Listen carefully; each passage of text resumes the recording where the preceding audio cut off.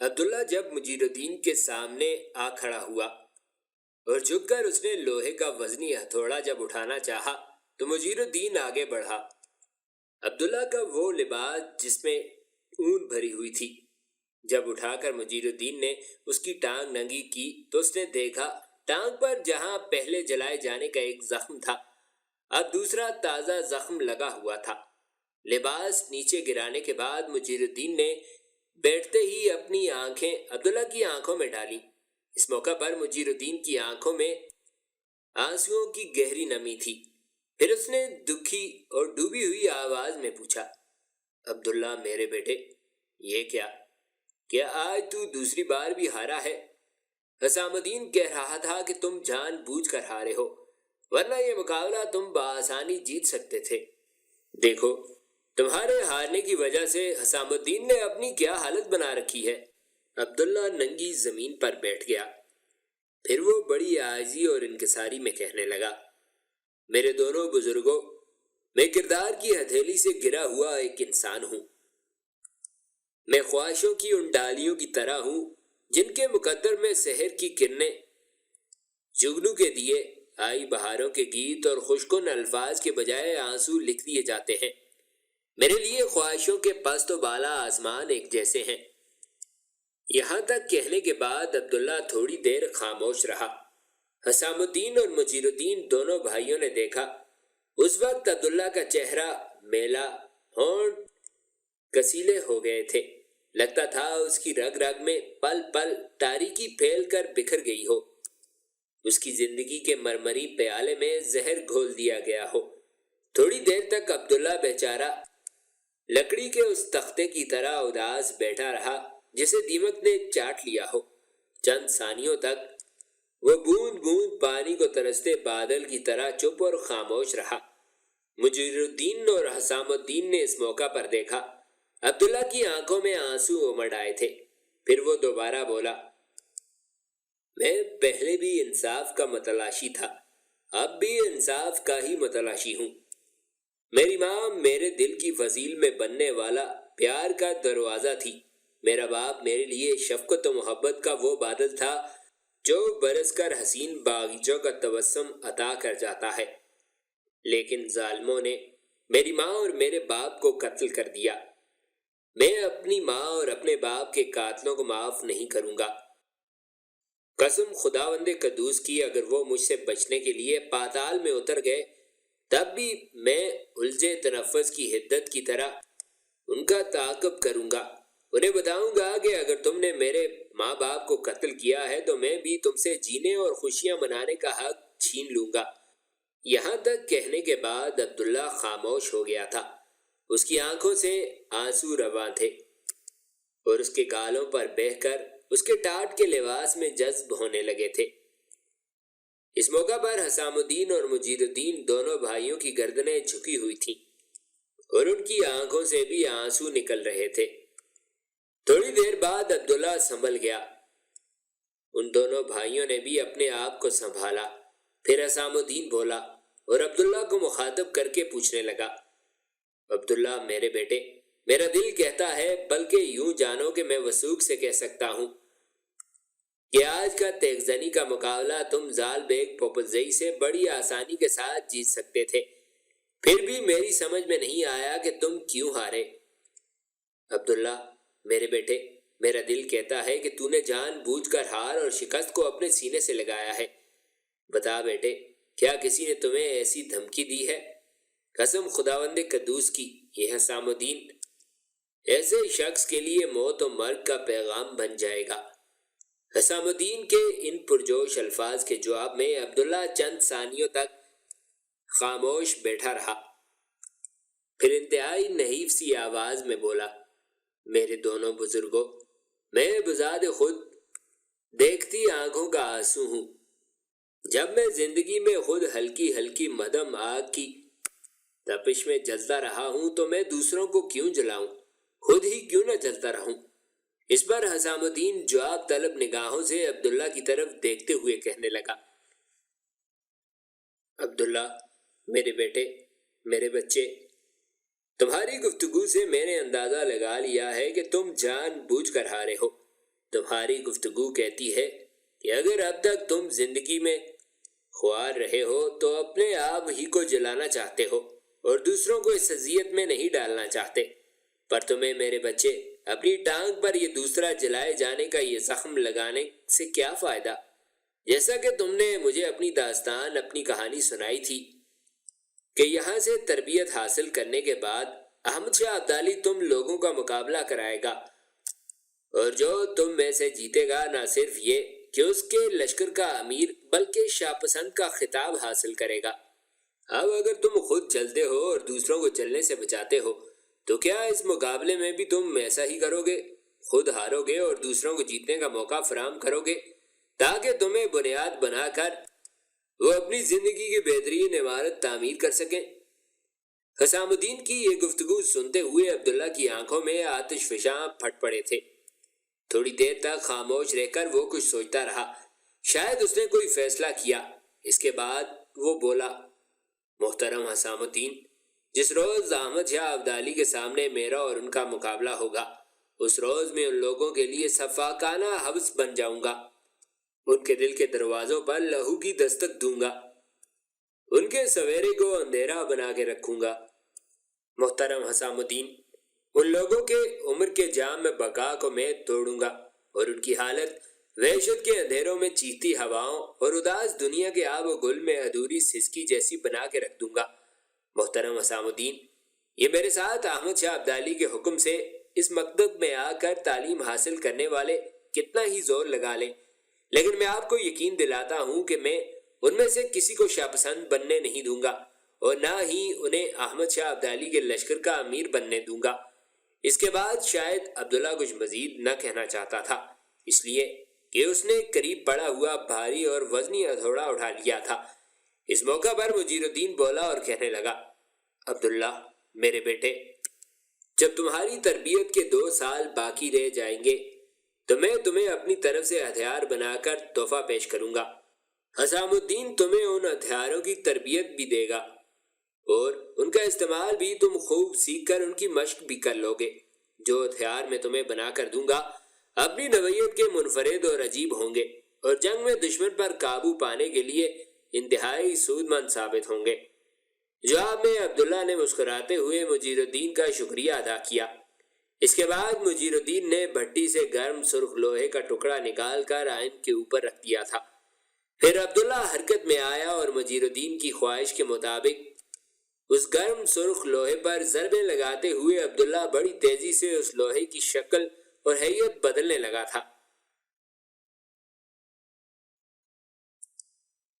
اپنے بھتیجے لقمان خان کی بغاوت فروغ کرنے کے بعد جن دنوں احمد شاہ ابدالی کا لشکر قندھار شہر کے باہر پڑاؤ کیے ہوئے تھا، انہی دنوں میں ایک روز عبداللہ کا چچا زاد بھائی قاسم خان اپنے خیمے میں اکیلا بیٹھا ہوا تھا کہ خیمے میں درویش عبید اللہ داخل ہوا۔ عبید اللہ کو دیکھتے ہی قاسم خان اپنی جگہ سے اٹھ کھڑا ہوا۔ درویش عبید اللہ قریب آیا تو قاسم خان نے ہاتھ کے اشارے سے ایک نشست پر اسے بیٹھنے کے لیے کہا۔ عبید اللہ جب بیٹھ گیا تو قاسم بھی اپنی جگہ پر جم گیا اور پھر وہ درویش عبید اللہ کو مخاطب کر کے پوچھنے لگا، عبید اللہ، میرے پاس خشک پھل ہیں، اگر آپ کھانا پسند کریں تو نکالوں؟ عبید اللہ مسکراتے ہوئے کہنے لگا، نہیں بیٹے، اس کی ضرورت نہیں ہے، میں ایک ضروری کام سے تمہارے پاس آیا ہوں۔ اس پر قاسم خان نے کسی قدر غور سے عبید اللہ کی طرف دیکھتے ہوئے پوچھا، آپ کس ضروری کام سے میرے پاس آئے ہیں؟ عبید اللہ مسکراتے ہوئے کہنے لگا، قاسم میرے بیٹے، فکر مند ہونے کی ضرورت نہیں ہے، میں احمد شاہ کے کہنے پر تمہاری طرف آیا ہوں۔ جو کچھ میں کہنا چاہتا ہوں اسے پہلے غور سے سنو، پھر سوچ سمجھ کر مجھے جواب دینا۔ دیکھو قاسم میرے بیٹے، احمد شاہ ابدالی کے وزیر شاہ ولی خان کی 2 بیٹیاں ہیں، ایک ہمامہ، دوسری ارزون۔ ہمامہ کی شادی احمد شاہ ابدالی کے بیٹے سلمان کے ساتھ ہو چکی ہے اور میں ارزون کے بارے میں تم سے بات کرنے آیا ہوں۔ قاسم خان نے بڑے غور سے درویش عبید اللہ کی طرف دیکھتے ہوئے پوچھا، ارزون سے متعلق مجھ سے کیا گفتگو کرنا چاہتے ہیں؟ عبید اللہ مسکراتے ہوئے کہنے لگا، قاسم اتنے انجان اور بچے نہ بنو، تم شاہ ولی خان کی بیوی عادلیہ اور اس کی 2 بیٹیوں حمامہ اور ارزون کو ہرات شہر سے نکال کر بحفاظت پشاور لے گئے تھے۔ رات میں تعاقب کرنے والوں نے ان پر حملہ بھی کیا، لیکن تم نے کمال جرأت مندی کا مظاہرہ کرتے ہوئے تینوں ماں بیٹیوں کا دفاع کیا اور بحفاظت انہیں پشاور میں شاہ ولی خان کے پاس پہنچا دیا۔ تمہاری اس جرأت مندی، ایمانداری اور دلیری سے جہاں عادلیہ اور امامہ متاثر ہوئیں، وہیں ارزون تمہیں پسند کرنے لگی تھی۔ میں تم سے یہی پوچھنے آیا ہوں کہ کیا تم بھی ارزون کو پسند کرتے ہو؟ درویش عبید اللہ کی اس گفتگو کے جواب میں کاظم خان کا چہرہ شرم و حیا میں ایک طرح سے سرخ ہو گیا تھا۔ تھوڑی دیر تک وہ گردن جھکا کر کچھ سوچتا رہا، وہ کچھ کہنا چاہ رہا تھا۔ درویش عبید اللہ دیکھ رہا تھا کہ وہ کہہ نہیں پا رہا تھا۔ درویش عبید اللہ کو قاسم کی اس حالت پر رحم آ رہا تھا۔ تھوڑی دیر تک وہ اسے مسکرا کر دیکھتا رہا، پھر اس کی ہمت بڑھاتے ہوئے کہنے لگا، قاسم میرے بیٹے، یہ کوئی اتنا بڑا مرحلہ تو نہیں ہے جس نے تمہیں سوچوں میں گم کر دیا ہے۔ میں نے تو تم سے بس ایک سوال پوچھا ہے کہ کیا تم شاہ ولی خان کی بیٹی ارزون کو پسند کرتے ہو؟ اور ہاں، میں تم پر یہ انکشاف پہلے ہی کر چکا ہوں کہ ارزون تمہیں پسند کرتی ہے۔ اس پر قاسم چونک کر درویش عبید اللہ کی طرف دیکھنے لگا اور پوچھا، آپ نے یہ کیسے جانا کہ ارزون مجھے پسند کرتی ہے؟ اس پر درویش عبید اللہ نے اپنی بات پر زور دیتے ہوئے کہا، پہلے تم یہ بتاؤ کہ تم اسے پسند کرتے ہو یا نہیں، پھر میں تمہیں بتاتا ہوں کہ میں کیسے جانتا ہوں کہ ارزون تمہیں چاہتی ہے۔ اس پر قاسم ہمت کر کے بولا اور کہنے لگا، ہم عبید اللہ، آپ میرے اور چچا زاد بھائی عبداللہ کے حالات خوب اچھی طرح جانتے ہیں۔ میں اور میرا امزاد عبداللہ اب تک ستم ترازیوں میں زندگی بسر کرتے رہے ہیں۔ اس فضائے درد و علم کی برہم وسعتوں میں ہمارے لیے پیلے اداس پتوں اور ٹیڈی دل کی طرح یلغار کرتے افکار کے سوا کچھ نہ تھا۔ ہم عبید اللہ، آپ جانتے ہیں میں اور میرے چچزاد بھائی عبداللہ کا نہ کوئی ٹھکانہ ہے، نہ کوئی مکان ہے، نہ کوئی رہنے کا عارضی ٹھکانہ تک ہے۔ ہم عبید اللہ، میرے چاہنے سے کیا ہوتا ہے؟ میں اگر ارزون کو چاہوں بھی تو کیا فرق پڑتا ہے؟ اس لیے کہ مجھ جیسے بے ٹھکانہ انسان کو ارزون کا ساتھی بنانا کون پسند کرے گا؟ قاسم خان کی یہ گفتگو سن کر درویش عبید اللہ کے چہرے پر مسکراہٹ نمودار ہوئی۔ تھوڑی دیر تک وہ کچھ سوچتا رہا، پھر کہنے لگا، قاسم میرے بیٹے، فکر مند نہ ہو، عنقریب تمہیں اور تمہارے امزاد عبداللہ کو احمد شاہ ابدالی کی طرف سے رہنے کے لیے ایسے عمدہ ٹھکانے مہیا کیے جائیں گے جن کے متعلق تم دونوں بھائی سوچ تک نہیں سکتے ہو۔ بس تم میرے سوال کا جواب دو کہ تم ارزون کو پسند کرتے ہو یا نہیں۔ اس پر قاسم خان بولا اور کہنے لگا، محترم عبید اللہ، اگر آپ سچ ہی سننا چاہتے ہیں تو میں یہ کہوں گا کہ ارزون اس وقت سے مجھے پسند ہے جب میں اسے ہرات سے نکال کر لایا تھا، لیکن اپنی بے بسی اور لاچارگی کی بنا پر اپنے جذبات کا اظہار اس سے کبھی نہ کر سکا۔ اس پر درویش عبید اللہ مسکراتے ہوئے کہنے لگا، اگر ایسا معاملہ ہے تو فکر مند نہ ہو قاسم خان، مجھے احمد شاہ ابدالی نے تمہاری رائے جاننے کے لیے بھیجا ہے۔ دراصل شاہ ولی خان کی بڑی بیٹی امامہ، جو اب احمد شاہ ابدالی کے بیٹے سلیمان کی بیوی ہے، اس نے کہیں سلیمان سے ذکر کیا کہ اس کی چھوٹی بہن ارزون تمہیں پسند کرتی ہے۔ سلیمان نے اس کا ذکر احمد شاہ سے کیا۔ احمد شاہ نے اس سلسلے میں شاہ ولی خان سے بات کی اور شاہ ولی خان نے رضامندی کا اظہار کیا کہ اگر قاسم خان بھی ارزون کو پسند کرتا ہے تو دونوں کو ایک دوسرے کی زندگی کا ساتھی بنا دیا جائے۔ دیکھو قاسم، میں اب احمد شاہ کی طرف جاتا ہوں اور مجھے امید ہے کہ بہت جلد تمہیں اور ارزون کو زندگی بھر کا ساتھی بنا دیا جائے گا۔ اس کے ساتھ ہی درویش عبید اللہ اپنی جگہ سے اٹھ کر خیمے سے نکل گیا تھا۔ تھوڑی دیر بعد درویش عبید اللہ احمد شاہ ابدالی کے خیمے میں داخل ہوا۔ اس وقت احمد شاہ ابدالی کے پاس وزیر شاہ ولی خان اور لشکر کے قاضی ادریس بیٹھے ہوئے تھے۔ جیسے ہی درویش عبید اللہ خیمے میں داخل ہوا، احمد شاہ ابدالی نے ہاتھ کے اشارے سے اسے بیٹھنے کے لیے کہا۔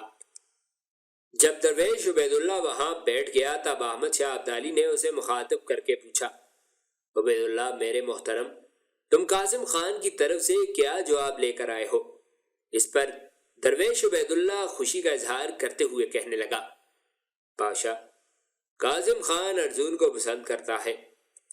وہ اسے اس وقت سے چاہتا ہے جب وہ اسے ہرات شہر سے نکال کر لایا تھا، لیکن بے بسی اور بے ٹھکانہ ہونے کی وجہ سے اپنی محبت کا اظہار نہ کر سکا۔ عبید اللہ کا یہ جواب سن کر احمد شاہ ابدالی خوش ہوا۔ پھر وہ اپنے سامنے بیٹھے شاہ ولی خان کو مخاطب کر کے کہنے لگا، شاہ ولی خان، اب اس سلسلے میں تمہارا کیا خیال ہے؟ کاظم خان کی طرف سے ہمیں مثبت جواب مل گیا ہے۔ اس پر شاہ ولی خان بولا اور کہنے لگا، پاشا، اب سارا معاملہ آپ پر ہے، جو آپ چاہیں کریں۔ احمد شاہ ابدالی فیصلہ کن انداز میں کہنے لگا، اگر یہ بات ہے تو آج شام تک کاظم خان اور ارجن کی شادی کا بندوبست کر دیا جائے۔ اب تم لوگ اٹھو، اس شادی کا انتظام کرو۔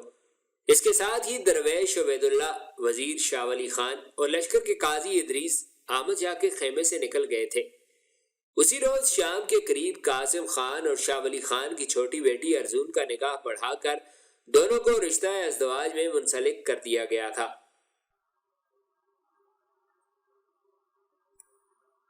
اپنے باغی اور سرکش بھتیجے لقمان خان سے نجات حاصل کرنے کے بعد ملک کے اندر احمد شاہ کے لیے کوئی خطرہ یا دشواری باقی نہ رہی تھی۔ ان حالات میں اپنے لشکر کے ساتھ احمد شاہ ابدالی نے موسم بہار قندھار شہر میں گزارا۔ اس دوران وہ اپنے لشکر کو نئے سرے سے ترتیب و تنظیم دیتا رہا۔ احمد شاہ ابدالی کے سامنے اب دو بڑی مہمیں تھیں۔ اول یہ کہ وہ ہندوستان میں شکست کی وجہ سے اپنے کھوئے ہوئے وقار کو بحال کرے، اور دوم یہ کہ ہرات شہر کو فتح کرے، اس لیے کہ ہرات شہر ابدالی قبیلے کا اصل وطن تھا اور اب تک ایرانیوں کے قبضے میں تھا۔ اور پھر یہ کہ ہرات شہر کے بغیر افغانستان کا تصور بھی ناممکن خیال کیا جا سکتا تھا۔ لیکن احمد شاہ نے 3 وجوہات کی بنا پر پہلے ہرات پر حملہ آور ہونے کے بجائے ہندوستان پر حملے کو ترجیح دی۔ اول یہ کہ میر منو، جس کے ہاتھوں احمد شاہ کو قصبہ مانپور کے نواح میں کھلے میدانوں کے اندر شکست کا سامنا کرنا پڑا تھا، اسے اب مغل شہنشاہ نے پنجاب کا گورنر بنا دیا تھا، اور وہ روز بروز افغانستان کی سرحد پر اپنی عسکری قوت اور طاقت میں اضافہ کرتا چلا جا رہا تھا۔ ان حالات میں اگر احمد شاہ ہندوستان پر حملہ آور ہونے کے بجائے ہرات پر حملہ کرتا تو میر منو یقیناً پشاور پر حملہ آور ہو کر افغانستان کی حدود میں داخل ہو جاتا۔ لہذا اپنے کھوئے ہوئے وقار کی بحالی سے پہلے احمد شاہ ہرات پر حملہ آور ہونا نہیں چاہتا تھا۔ دوسری وجہ یہ کہ کابل کے سابق گورنر نصیر خان کو ہندوستان کی مغل حکومت نے دوبارہ کابل کے صوبے کا گورنر نامزد کر دیا تھا، لیکن وہ لاہور میں مقیم تھا اور میر منو نے اس سے وعدہ کر رکھا تھا کہ وہ کابل پر قبضہ کرنے میں اس کی مدد کرے گا۔ ہرات پر حملہ کرنے کی صورت میں میر منو اور نصیر خان متحد ہو کر کابل پر یلغار کرتے اور اسے یقیناً فتح کر لیتے۔ ہندوستان سے پہلے ہرات پر حملہ آور نہ ہونے کی تیسری وجہ یہ تھی کہ ایرانی فخر کرتے تھے کہ وہ ہندوستان کے فاتح رہ چکے ہیں۔ احمد شاہ ابدالی بھی یہ فخر حاصل کرنے کے بعد ہرات پر قبضہ کرنا چاہتا تھا، تاکہ جب وہ ہرات پر حملہ آور ہو تو لوگ یہ نہ کہیں کہ ہندوستان میں تو شکست کھا لی اور یہاں لڑنے کو چلا آیا۔ ان وجوہات کے علاوہ دہلی کے سیاسی حالات بھی احمد شاہ ابدالی کو ہندوستان پر حملہ آور ہونے کے لیے اکسا رہے تھے، اس لیے کہ شہنشاہ دہلی محمد شاہ کا انتقال ہو گیا تھا اور اس کی جگہ ولی عہد شہزادہ احمد تخت پر احمد شاہ کے لقب سے مطمئن ہو گیا۔ یہ نیا مغل شہنشاہ اپنی زندگی کے بیشتر دن حرم سرا میں گزارتا رہا، لہذا یہ حکومت کے آداب اور نظم و انتظام کے فن سے قطعاً ناواقف تھا۔ نیا حکمران خواجہ سراؤں کے ہاتھوں کا کھلونا بنا ہوا تھا اور درباری جو ناچ اسے نچانا چاہتے تھے وہ وہی ناچتا تھا۔ وزیر اعظم قمر الدین خان چونکہ جنگ میں کام آ چکا تھا، لہذا صفدر جنگ کو نیا وزیر مقرر کیا گیا۔ صفدر جنگ کو حکومت کی بقا اور استحکام کی اتنی فکر نہ تھی جتنی اپنے مستقبل کی۔ وہ ہر وقت اپنے اقتدار اور ذاتی مفاد کے پیچھے لگا رہنے والا انسان تھا۔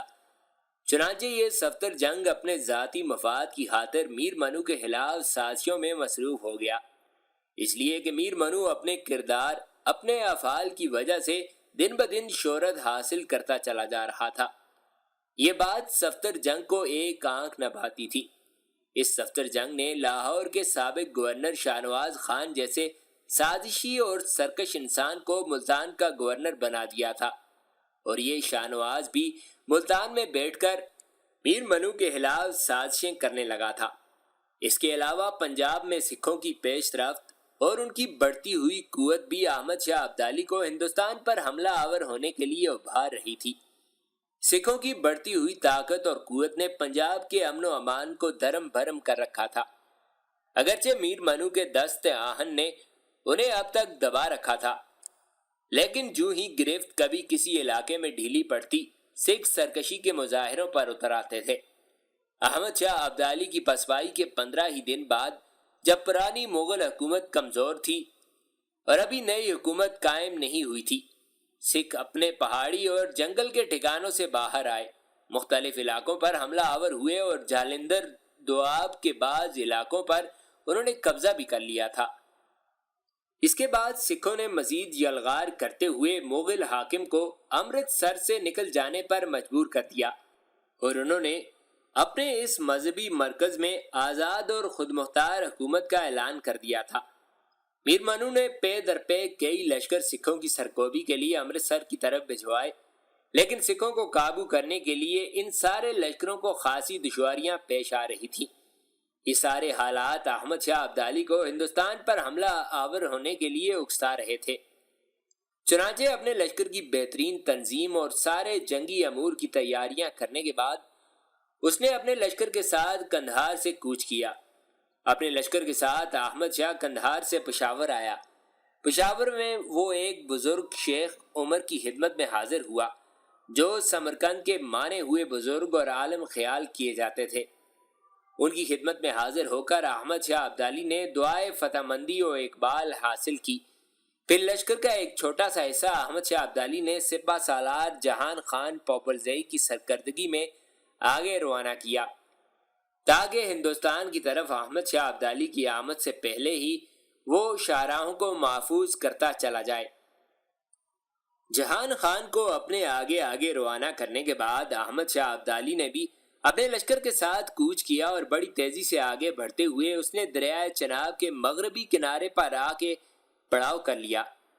दूसरी तरफ लाहौर के गवर्नर मीर मनू को जैसे ही अहमद शाह अब्दाली के हमला आवर होने और लाहौर की तरफ पेशकदमी करने की खबर मिली, तो वो फौरन अपने लश्कर के साथ लाहौर से निकला और दरिया चनाब के मशरकी किनारे पर आकर लश्कर के साथ पड़ाव करके दुश्मन के साथ हमलावर होने या आगे बढ़ने का इंतजार करने लगा। लाहौर से अपने लश्कर के साथ निकलने के बाद मीर मनू ने अपने पीछे लाहौर में औज खान को अपना नायब और कायम मकाम गवर्नर मुकर्रर किया था। अपने लश्कर के साथ मीर मनू सोहदरा शहर के करीब खैमजान हुआ और तेज रफ्तार कासिद उसने दिल्ली मुगल शहनशाह अहमद शाह की तरफ रवाना किए और इल्तमास की कि अहमद शाह अब्दाली के खिलाफ अब उसे रसद और कमक फराहम की जाए, लेकिन मीर मनू की इस दरख्वास्त पर मुगल शहनशाह के कान पर जूं तक न रेंगी थी। कुछ अरसे तक दोनों फौजें एक दूसरे के आमने सामने रहीं और छोटी मोटी झड़पें होती रहीं, ताहम कोई बहुत बड़ा या काबिल जिक्र मारका दोनों लश्करों के दरमियान नहीं हुआ। इन छोटी मोटी लड़ाइयों से तंग आकर अहमद शाह अब्दाली ने अपने लश्कर को दो हिस्सों में तकसीम किया। एक हिस्सा उसने अपने पास रखा और सोहदरा में मीर मनू को अपने साथ उलझाए रखा। दूसरा हिस्सा अहमद शाह अब्दाली ने अपने सिपा सालार जहान खान पोपलजई की सरकर्दगी में देते हुए उसे लाहौर की तरफ पेशकदमी करने का हुक्म दिया।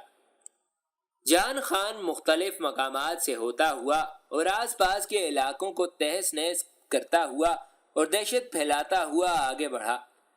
इस तरह चारों तरफ बर्बादी का खेल खेलते हुए जहान खान पोपलजई लाहौर से सिर्फ 2 कोस के फासले पर ही शादरा में रावी के किनारे पहुंच गया था। जहान खान चाहता था कि अहमद शाह अब्दाली की आमद से पहले ही वो लाहौर शहर पर हमला आवर होकर उसे फतह करे और एक फातेह की हैसियत से शहर में दाखिल हो, لیکن میر منو نے اپنے بعد اوز خان کو اپنا نائب اور قائم مقام مقرر کیا تھا۔ اس نے بڑی جرأت مندی اور بڑی مہارت کے ساتھ جہان خان کا مقابلہ کیا۔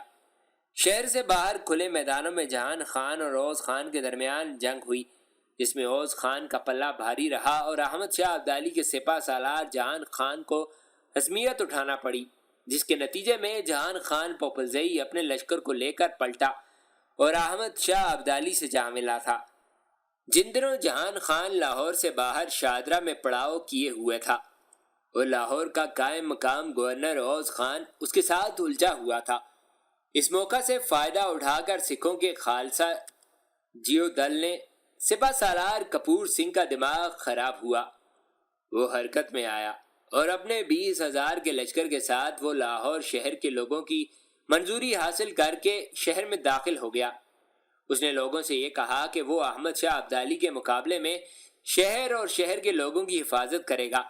شہر میں داخل ہونے کے بعد خالصہ جیودل کے سپہ سالار کپور سنگھ نے اپنی جنگی چوکی کوتوالی کے پاس قائم کی۔ شہر میں داخل ہونے کے بعد اس نے اپنا رخ بدلا اور پرزے نکالنے شروع کر دیے۔